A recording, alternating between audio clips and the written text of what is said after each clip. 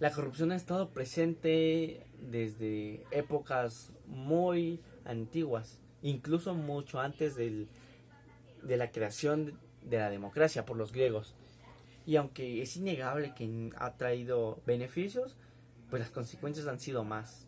Por ejemplo, hablando de los beneficios, se puede hablar cuando John Rockefeller eh, soborna a ciertas personas del Congreso para que inviertan en infraestructura, no tanto para el uso de la sociedad, sino para mejorar o para su distribución en el país y por tanto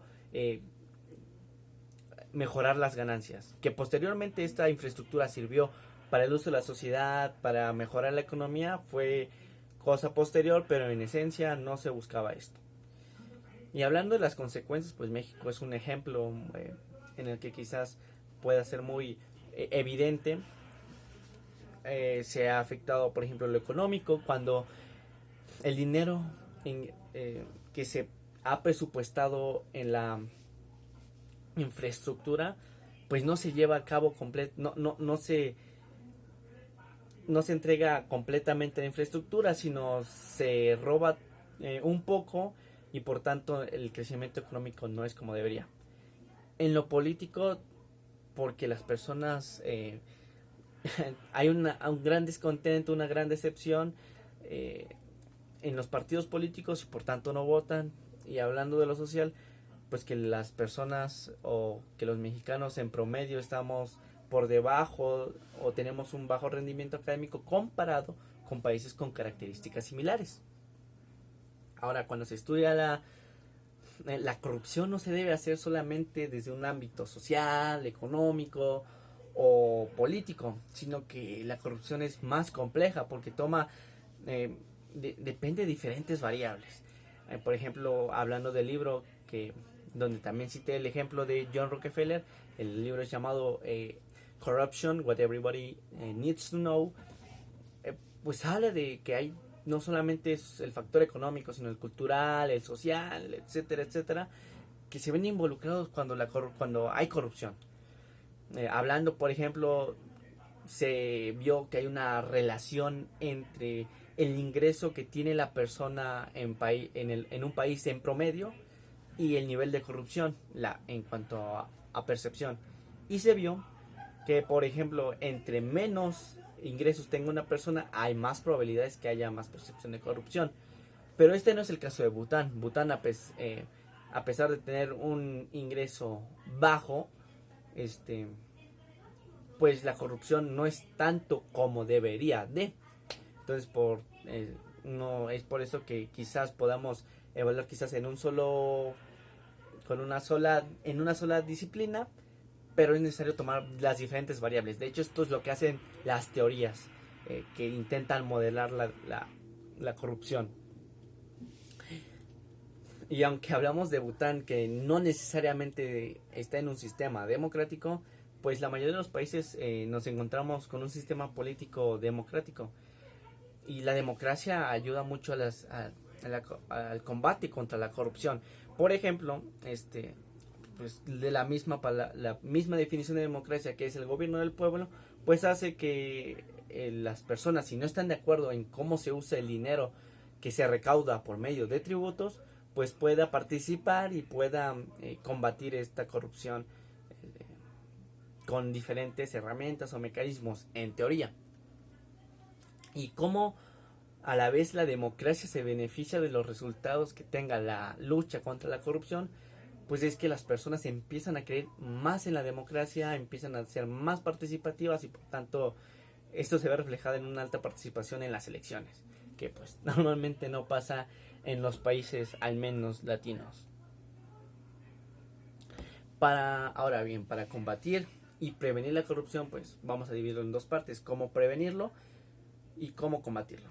En este primer punto, pues lo que se hace o también lo que se puede continuar haciendo es con estas teorías que intentan modelar la corrupción, pues se buscan las causas de la corrupción y después se implementan acciones para combatir de raíz la corrupción. Y al igual que en el método científico, se hace una hipótesis, y se mide y al final se mide cuantitativamente. Eso es muy importante, que se pueda medir cuantitativamente cómo afectó esta política y si hay relación o no con el problema. Y se vuelve a repetir, se vuelve a poner a prueba, y si pasa, pues esta acción fue un éxito, y si no, pues se vuelve a hacer el proceso. Y hablando de cómo combatir la corrupción, pues se necesita que la sociedad esté informada acerca de los mecanismos que existen actualmente y que también pueda participar activamente. No solamente eso, sino que también el gobierno tiene que dar estos mecanismos, que puede ser un poquito complicado porque a veces el gobierno es quien se aprovecha, o quienes están en el gobierno se aprovechan de que no hay estos mecanismos, pues usan el poder para beneficiarse personalmente.